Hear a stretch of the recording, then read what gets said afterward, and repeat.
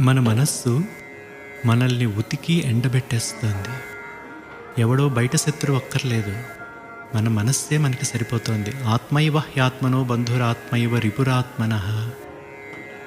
Condition చేయబడిన మన మనస్సు మనకి శత్రువు లాంటిది.